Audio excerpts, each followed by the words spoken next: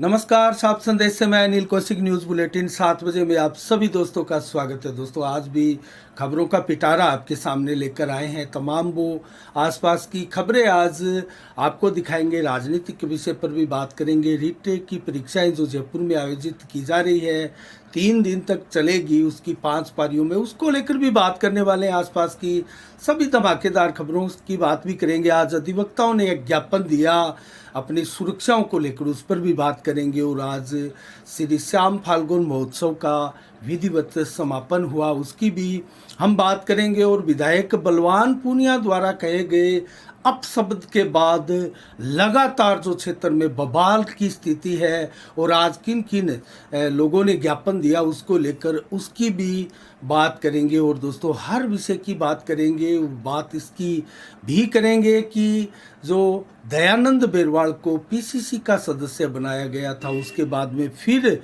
2 भादरा के लोगों को फिर पीसीसी सदस्य बनाया गया, इसकी भी बात करेंगे। होली त्यौहार को लेकर विभिन्न आयोजन जो कस्बे में आसपास होने जा रहे हैं, उनकी भी बात करेंगे। और सिलसिलेवार हम शुरुआत करते हैं दोस्तों शिक्षक भर्ती से जुड़ी खबर से।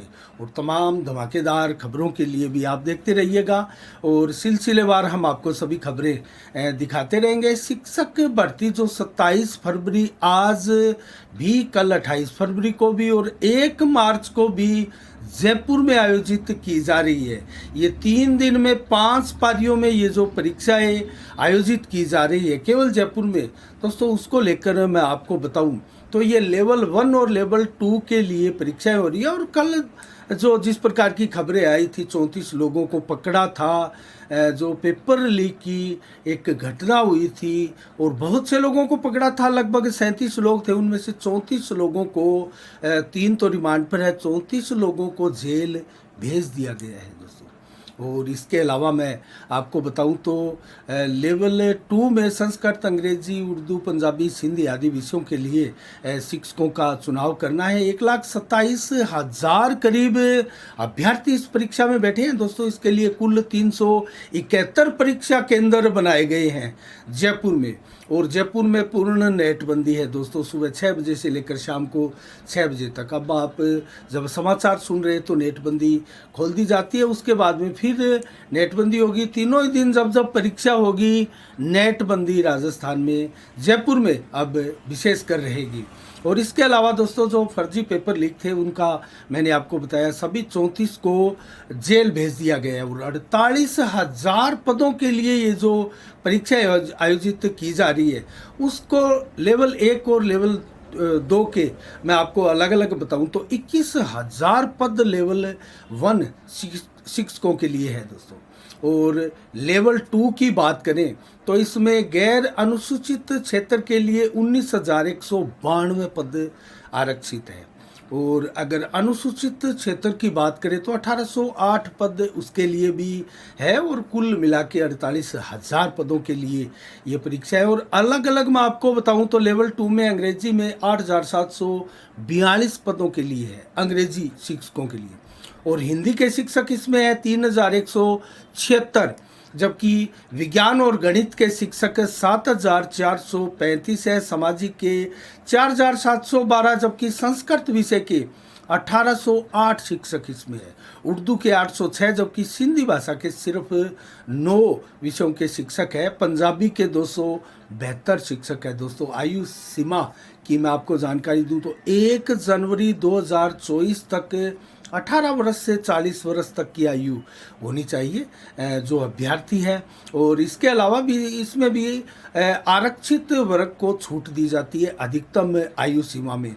और वेतन की बात करें तो 23,700 इसके लिए वेतन रखा हुआ है। और भत्ता अगर बात करें तो मकान है, महंगाई है, शहरी है, किराया आदि कोई भत्ता इसमें नहीं दिया जाता है दोस्तों। और अब हम बात करेंगे कमलेश कपिल को बनाया गया है आज पीसीसी का सदस्य दोस्तों। कमलेश कपिल लगातार अब वर्तमान में जो कांग्रेस का अधिवेशन चल रहा है रायगढ़ में दोस्तों, वहाँ गए हुए थे। और उससे पहले भी उनको अलग अलग जिम्मेदारियां सौंपी गई है। भादरा के वरिष्ठतम कांग्रेस कार्यकर्ताओं में नाम गिना जाता है कमलेश कपिल का। और बहुत ही ईमानदार, जुझारू कार्यकर्ता कांग्रेस के माने जाते हैं और कांग्रेस के जुझारू और ईमानदार कार्यकर्ताओं को जो इनाम देने का सिलसिला लगातार पार्टी ने शुरू किया है, उससे पार्टी की स्थिति में निखार आया है, इसमें कतई कोई दो राय नहीं है। और कमलेश कपिल के अलावा दोस्तों सबीर हुसैन को भी पीसीसी का सदस्य बनाया, पूर्व में भी उनको पीसीसी का सदस्य बनाया गया था। तो मैंने आपको बताया डॉक्टर सुरेश चौधरी, डॉक्टर ज्ञान सिंह, जो ज्ञान सिंह चौधरी है वो पहले पीसीसी सदस्य रहे हैं भादरा की तरफ से, उसके बाद में अनेकों पीसीसी सदस्य बने हैं। प्रताप खोत भी पीसीसी सदस्य बने थे और जयदीप टूडी भी बने थे। संजीव बेनीवाल भी 1998 से लेकर 2008 तक, जब तक कांग्रेस की टिकट से चुनाव लड़ते रहे, वो पीसीसी के सदस्य बने थे। और अब वर्तमान में दयानंद बेरवाल को, कमलेश कपिल को और सबीर हुसैन को पीसीसी का सदस्य बनाया गया। इससे पहले रफ़ीक कुरैशी, जो कि हाजी दाऊद कुरैशी, वो भी पीसीसी के सदस्य थे, उनके पुत्र है रफ़ीक कुरैशी, उनको पीसीसी का सदस्य बनाया गया था। साथ में जयदीप डूडी को बनाया गया था, लेकिन जयदीप डूडी ने भाजपा ज्वाइन कर ली, इसको लेकर ये पद भी खाली हो गया था। और इसके बाद में जो है कांग्रेस अब कुछ प्रोग्रेस करने लगी है, लेकिन क्या ये प्रोग्रेस इस स्तर पर होगी कि भादरा में पुनः खोई हुई जो ज़मीन है कांग्रेस अपनी तलाश कर सकती है, वापस पुनः प्राप्त कर सकती है, इसको लेकर हमारी भी नज़रें बनी रहेगी। दोस्तों सिद्धमुख में 3 मार्च को हास्य कवि सम्मेलन का आयोजन किया जा रहा है और ये एमडी भाटी स्कूल परिसर में इसका आयोजन किया जाएगा, जो कि देर शाम 6 बजे के करीब इस कवि सम्मेलन का आयोजन होगा। और रणवीर सिंह भाटी आदि अनेकों इसमें सहयोग करता है, जिनके अथक प्रयासों से ये कवि सम्मेलन सिद्धमुख में आयोजित किया जा रहा है। इसके अलावा कल रविवार को एक हिंदू चेतना मंच की बैठक दोस्तों चैनवाला अतिथि सदन भादरा में हुई थी और उस बैठक की अध्यक्षता की थी संस्था के अध्यक्ष प्रदीप गोयल के नेतृत्व में ये बैठक हुई थी। और होली और फोग महोत्सव को किस प्रकार से मनाना है, इसको लेकर विचार विमर्श किया गया सभी कार्यकर्ताओं द्वारा। और होली के दिन 3 बजे बस स्टैंड से शुरुआत करेंगे, जो होली रंग गुलाल के साथ होली खेलते हुए। आजकल जो गीला रंग है दोस्तों पानी में डालकर, उसका प्रचलन कम हो गया है। बहुत ही बढ़िया तरीके से रंग और गुलाल के साथ होली खेलने का प्रचलन बढ़ा है और इसको लेकर भी तैयारियां की जा रही है। दूसरे दिन फाग के दिन 8 बजे सुबह गांधी पार्क से चलेंगे सभी कार्यकर्ता होली खेलते हुए, बाज़ारों में रंग और गुलाल लगाते हुए। होली प्रेम और भाईचारे का एक बहुत बड़ा पर्व है दोस्तों होली, तो इसको मनाया जाएगा। इसके अलावा दोस्तों मैं आज आपको बताऊं तो लगातार 5 दिनों से चल रहा श्री श्याम फाल्गुन महोत्सव भादरा कस्बे में आज धूमधाम के साथ संपन्न हुआ और इसमें बड़ी संख्या में महिलाओं ने भी भाग लिया। रंग और गुलाल के साथ, अबीर के साथ होली खेलते हुए सभी रंग बिरंगी नज़र आने वाली सभी सूरत चेहरे आज झूमते, नाचते, गाते, नगाड़े, ढोल आदि डीजे की धुनों पर कस्बे के बाजारों से बाबा श्री श्याम जी की शोभा यात्रा के साथ निकले। और श्याम बाबा की ये शोभा यात्रा लुहारी वाला अतिथि सदन से चली थी, जहां ये 5 दिन तक भजन संध्या आदि अनेकों कार्यक्रमों के साथ श्री श्याम फाल्गुन महोत्सव मनाया गया था। और वहाँ से कस्बे के मुख्य बाज़ारों से होते हुए ये श्री श्याम जी की शोभा यात्रा श्री श्याम मंदिर में पहुँची, जहाँ पुनः स्थापित की गई भगवान श्री श्याम जी की मूर्त को, प्रतिमा को। तो दोस्तों हर साल इसी प्रकार से मनाई जाती है श्री श्याम फाल्गुन महोत्सव की इस रंग बिरंगी बेला को। और इसके अलावा हम बात करें दोस्तों अन्य खबरों की ओर, तो एसपी सिंह पूर्व जिला कलेक्टर द्वारा दोस्तों आरोप लगाया गया है भादरा में जो ज्ञापन देकर कि भादरा में जो कानून व्यवस्था की स्थिति है वर्तमान में वो बेहद लचर और खराब हालत में है। उसको लेकर चिंता व्यक्त की गई। और एसपी सिंह अपने जो मुख्य संबोधन है, क्योंकि गांव में अभियान चलाए हुए हैं एसपी सिंह, और अपने संबोधनों में अक्सर वो ये बात बोलते हुए नजर आते हैं कि वर्तमान में जितनी खराब कानून व्यवस्थाएं भादरा में है, उतनी खराब कानून व्यवस्थाएं क्षेत्र में कभी नहीं रही।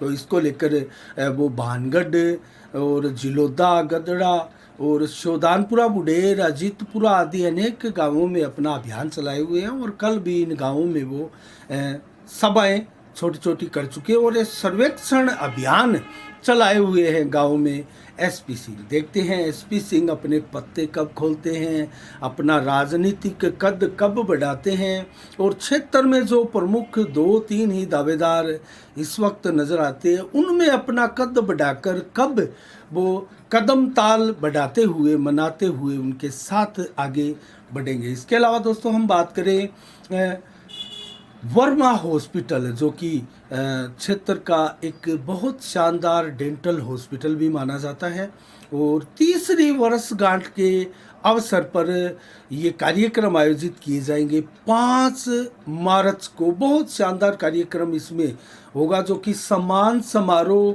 के रूप में आयोजित किया जाएगा ये कार्यक्रम। और उसमें डूंगरराम गेदर जो है अध्यक्ष शिल्प एवं माटी कला बोर्ड के अध्यक्ष है, वो इस कार्यक्रम में मुख्य अतिथि बनकर पहुंचेंगे। इसके अलावा बलवान पूनिया क्षेत्र के विधायक कार्यक्रम की अध्यक्षता करेंगे, और रफ़ीक कुरैशी चेयरमैन प्रतिनिधि है, पीसीसी सदस्य हैं, बलवान फगेड़िया है, निर्मल कुमार तारानगर के कामरेड नेता है, वो इन कार्यक्रमों में शिरकत करेंगे। इसके अलावा दोस्तों हम बात करें अन्य खबरों की ओर, तो मनीष सिसोदिया को कल सीबीआई ने गिरफ्तार किया था शराब घोटाले को लेकर दोस्तों, और ये पूरे भारत की सनसनीखेज खबर रही कल की।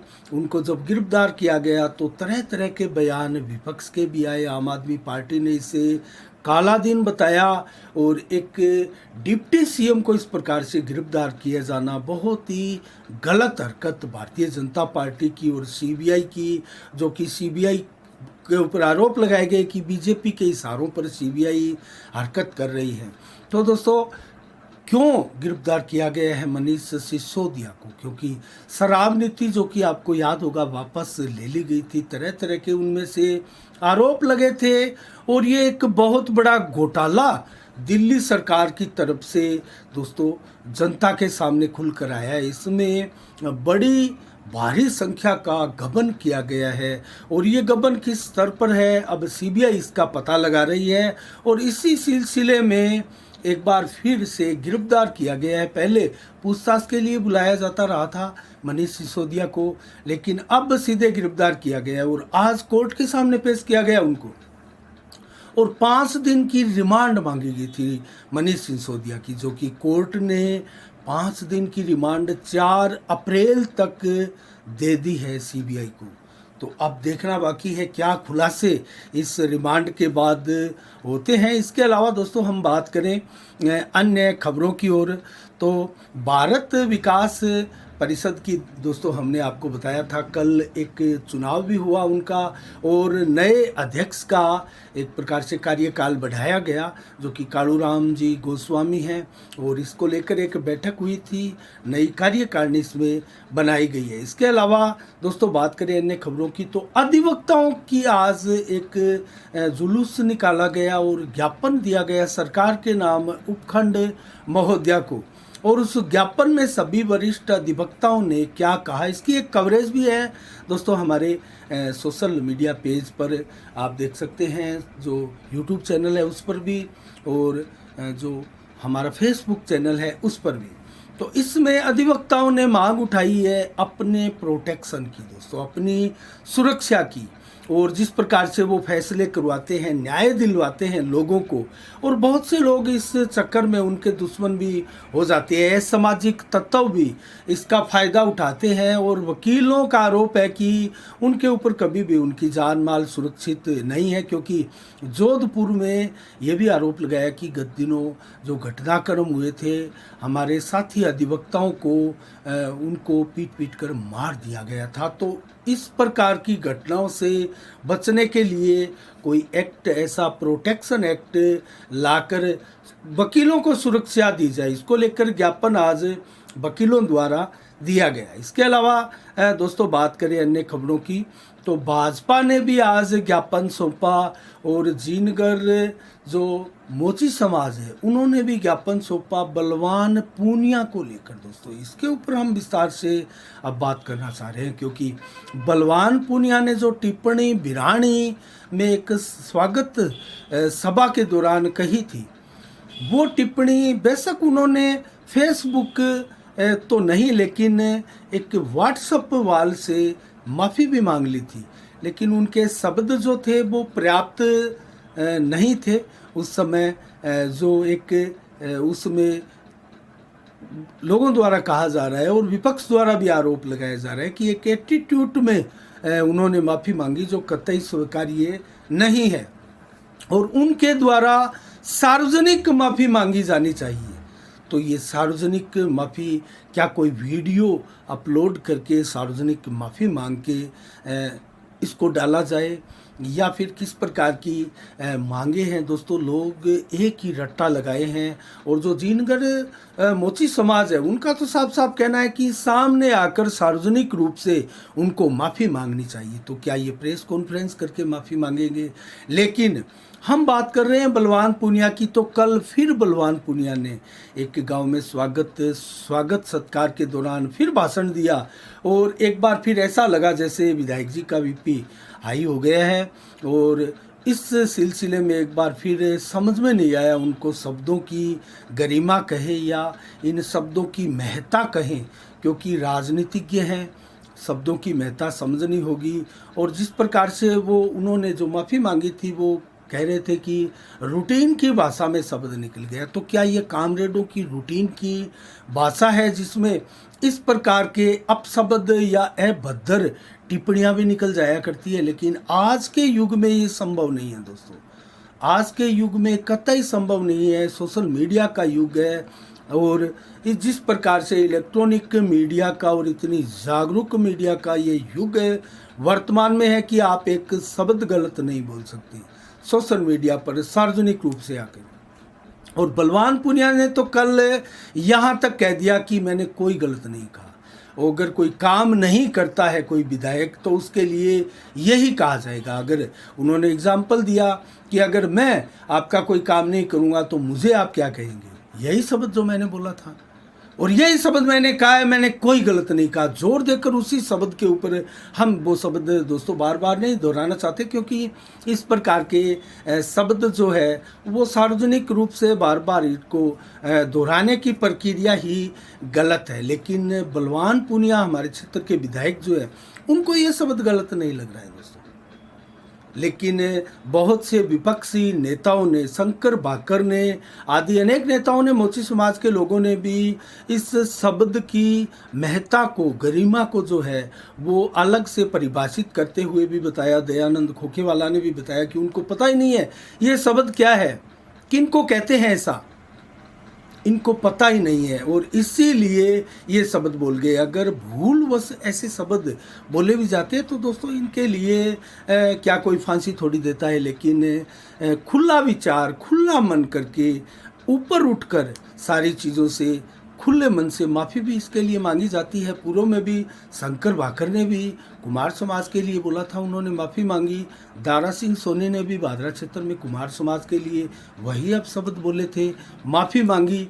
तो माफ़ी मांगने से कोई इंसान छोटा कहाँ होता है, कतई नहीं होता, और माफ़ी मांगने से इंसान की वैल्यू बढ़ती है। लेकिन बलवान पूनिया ने कल एक प्रकार से ये बोला कि मैं माफ़ी क्यों मांगूँ, और उनके सपोर्टर भी ये कह रहे हैं कि क्या कोई गलत शब्द बोल दिया, क्यों माफ़ी मांगे, नहीं मांगेंगे हमारे विधायक जी माफ़ी। तो दोस्तों क्या अब ये जिद विधायक बलवान पूनिया का बहुत बड़ा नुकसान करने वाली है?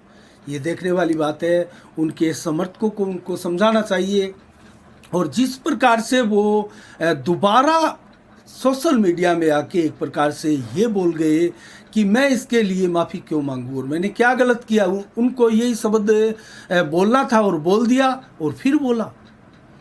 तो आखिर ये मामला कहाँ जाकर थमेगा, लेकिन जीनगर मोची समाज के लोगों ने स्पष्ट रूप से कहा है कि हमारे मोहल्ले में घुसने नहीं दिया जाएगा बलवान पूनिया को। अगर वो वोट मांगने के लिए आएंगे तो उनका हम जमकर विरोध करेंगे। और भारतीय जनता पार्टी ने भी इसी प्रकार के आरोप लगाते हुए सार्वजनिक माफ़ी की मांग करते हुए आज ज्ञापन सौंपा उपखंड कार्यालय में। और दोस्तों, जिले भर में ज्ञापन दिए गए। पीलीबंगा में ज्ञापन देने का सिलसिला लगातार जारी है। गोलूवाला में ज्ञापन दिया गया। नौर में भी इस प्रकार का विरोध सबर दिखाई दिया। और पूरे ज़िले में आज बीजेपी कार्यकर्ताओं द्वारा भी ज्ञापन सौंपे जा रहे हैं और दलित समाज द्वारा भी ज्ञापन सौंपे जा रहे हैं, क्योंकि जो मोची समाज के धर्मेंद्र मोची हैं विधायक पीलीबंगा के, वो एक प्रकार से दलित समाज से आते हैं। तो क्या पूरे के पूरे दलित समाज के दोषी बनने जा रहे हैं बलवान पूनिया? क्या माफ़ी नहीं मांगेंगे? ये बहुत बड़ा सवाल है दोस्तों। आखिर हमारे मुख से कोई गलत शब्द निकलता है तो उसमें क्या हर्जा है माफ़ी मांगने में? लेकिन वो माफ़ी नहीं मांग पा रहे हैं। और क्या वो माफ़ी मांगेंगे? अगर अब वो माफ़ी मांगते हैं तो दोस्तों कहीं ना कहीं उनमें जो गुरूर आया है और जैसा आरोप लगा रहा है विपक्ष, उनमें अशोक गहलोत की सरकार में एक प्रकार से बहुत ज़्यादा तवज्जो जो मिल रही है, सत्ता का नशा हो गया है, पैसे का घमंड हो गया है। जो पैसे उन्होंने कमाए हैं उसका घमंड हो गया है और जो सत्ता का दम पावर उनके पास है उस चीज़ का उनको घमंड हो गया है। तो क्या ये घमंड बलवान पूनिया का अब टूटने जा रहा है? क्या वो माफ़ी नहीं मांगेंगे? दोस्तों, ये शब्द हम बार बार इसलिए कह रहे हैं कि एक इतने बड़े जनप्रतिनिधि जो स्वयं अधिवक्ता भी है दोस्तों, ला की हुई है बलवान पूनिया की, शानदार एक पढ़े लिखे बहुत अच्छे इंसान है, किसी समय इतने बड़े एक किसान नेता के रूप में संघर्ष करते हुए वो इस पद तक पहुँचे हैं। तो ऐसे एक प्रकार से जनता से ज़मीन से जुड़े हुए नेता को एक ऐसे शब्द के लिए जो उनके मुंह से निकल गया, उसमें माफ़ी मांगने में आखिर क्यों इतना विलंब किया जा रहा है? और दोबारा उन्होंने जो भाषण दिया उसी शब्द पर जोर देकर व्याख्या करते हुए और अपने शब्द को सही मानते हुए और जो शब्द उन्होंने बोला उसकी महत्ता, उसकी गरिमा को, और जो समाज के लोग उनसे जुड़े हुए हैं उनकी परवाह ना करते हुए एक जिद पकड़ ली है। क्या वो जिद जायज़ है? दोस्तों, ये हमारा सवाल बनता है। आप सबके ऊपर ही हम छोड़ते हैं। क्या विधायक को माफ़ी मांगनी चाहिए इस विषय में लेकर? क्या विधायक ही क्यों, कोई भी हो, अगर इस प्रकार से आप सोशल मीडिया पर सार्वजनिक रूप से किसी को ठेस पहुंचाते हैं या किसी को आपत्तिजनक शब्द बोलते हैं, अपमानजनक शब्द बोलते हैं, भद्दर भाषा का आप उपयोग करते हैं, तो क्या आपको माफ़ी नहीं मांगनी चाहिए? ये बहुत बड़े सवाल है दोस्तों। आप ही तय कीजिएगा कि इसका क्या होना चाहिए, क्या विधायक जी को माफ़ी मांगनी चाहिए। दोस्तों, हम तो यही समझते हैं कि विधायक बलवान पूनिया को अविलंब माफ़ी मांगनी चाहिए। माफ़ी मांगने से कोई छोटा नहीं होता। क्या शंकर भाकर बहुत छोटे हो गए? आज फिर हमारे कैमरे के सामने आए वो, और उन्होंने अपना संबोधन दिया, अपने विचार भी व्यक्त किए, बलवान पूनिया पर जमकर भी बरसे। वो वीडियो हमारे चैनल के ऊपर यूट्यूब चैनल और फेसबुक चैनल पर भी है, लाइव भी हमने चलाया था, और मोची समाज के लोग भी उसमें सामने बरसते हुए दिखाई दिए। दयानंद खोखेवाला भी जमकर बरसे विधायक महोदय पर। क्या उन सबको जवाब नहीं देंगे विधायक बलवान पूनिया? क्या इससे राजनीतिक जो राजनीतिक हो रही है, हम इसको राजनीति की संज्ञा देंगे? दोस्तों, सभी अपने अपने चूल्हे में लकड़ियां जला रहे हैं अपनी रोटियां पकाने के लिए। दोस्तों, इसमें कतई संदेह नहीं है। चाहे वो बात हो शंकर भाकर की, तो शंकर भाकर का भी जो प्रकरण था तो जमकर उठाया था, बुलाया था विपक्ष ने, या कहे सत्ता पक्ष के बलवान पूनिया के लोगों ने भी। और बलवान पूनिया ने भी चटकारे ले लेकर 2-3 पोस्टें उनको उस समय डाली थी। तो क्या अपने ही किसी अपशब्द को लेकर बलवान पूनिया पोस्ट डालने की हिम्मत और हिमाकत रखते हैं? क्या ऐसा दुस्साहस वो दिखाएंगे कि हाँ, मैंने गलत बोला था और मुझे अपने बोले हुए शब्द पर पश्चाताप है, मुझे ऐसा नहीं बोलना चाहिए, मेरे मुंह से गलती से निकल गया? क्या ये दुस्साहस नहीं होता? किसी आदमी की हिम्मत नहीं होती? क्या मर्दा मर्दी या फिर मर्दानगी जो है वो उसी में होती है कि किसी को आपने गाली दे दी और फिर उसके तरफ आप मुड़कर भी नहीं देखते? तो अगर आप ताकतवर है तो आपकी गाली उसने सुन ली, अगर वो आपसे ताकतवर होगा तो आपके मुंह पर झापट भी मार सकता है, आपके मुंह पर तमाचा भी मार सकता है, आपको गाली भी दे सकता है, आपको पटखनी भी दे सकता है, आपको पकड़ के वहीं रख सकता है। दोस्तों, क्या ये ताकत का खेल है? क्या विधायक अपने आप को इतना स्वयंभू ताकतवर समझने लगे हैं कि उनके सामने सब बोने हो गए हैं? पूरी तहसील के लोग, हर समाज के लोग बोने हो गए हैं। ये बहुत बड़े सवाल है दोस्तों। हम चर्चा को ज़्यादा आगे नहीं बढ़ाना चाहते हैं और यहीं पर इसको विराम देते हैं। और आज 27 फरवरी को क्या विशेष दिवस है, इसको लेकर हम आपको बताने जा रहे हैं। 2002 में आपको याद होगा दोस्तों, आज ही के दिन गुजरात के गोधरा रेलवे स्टेशन पर साबरमती एक्सप्रेस ट्रेन में भीड़ ने आग लगा दी थी और उसकी कई बोगियां जल गई थी और 59 लोगों की दर्दनाक मौत उस घटनाक्रम में हुई थी और उसके बाद में देश में दंगे भी हुए थे। तो दोस्तों, आज उन 59 लोगों की आत्मा को शांति के लिए उनको श्रद्धांजलि देने का भी एक प्रकार से वक्त है, समय है। और इसके अलावा चंद्रशेखर आज़ाद, जो कि 1931 को आज ही के दिन उनका निधन हुआ था दोस्तों, महान क्रांतिकारी थे।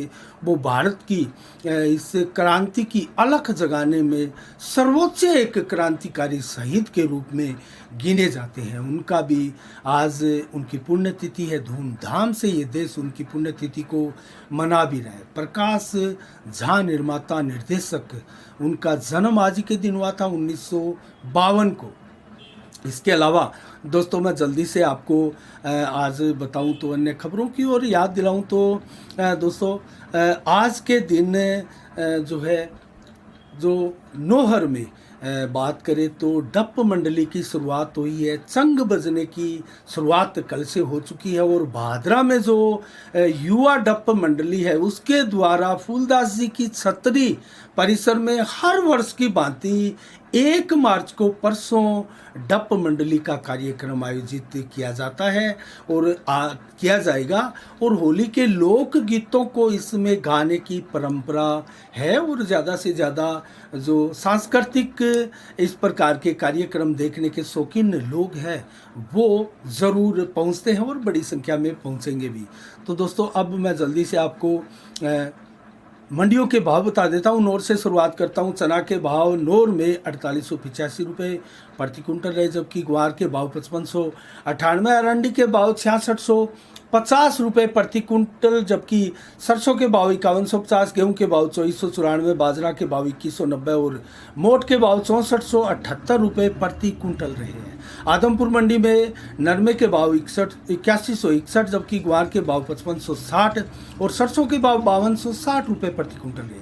सिरसा मंडी में नरमा बिका 8127, कपास बिका 9600, गेहूं बिकी है 2125 रुपये प्रति कुंटल। और आज की अंतिम मंडी भट्टू मंडी में ग्वार बिका है 5235, जबकि सरसों के भाव रहे 5126, नरमा 8025 रुपये प्रति कुंटल बिका है। तो मौसम का मिजाज बताए तो हल्की सी खुशी की खबरें भी हैं हमारे क्षेत्र के किसानों के लिए, और जो बरसात का इंतज़ार कर रहे हैं उनके लिए भी आने वाले 2-3 दिनों में, क्योंकि पश्चिम विक्षोभ सक्रिय हो रहा है, आपने देखा होगा परिवर्तनशील मेघ भी चल रहे हैं और अचानक से तेज़ हवाएं भी 3-4 दिनों में चलेगी, ऐसा मौसम विभाग का अनुमान है। और आने वाले 2-3 दिनों में अब बरसात भी आपको दिखने वाली है।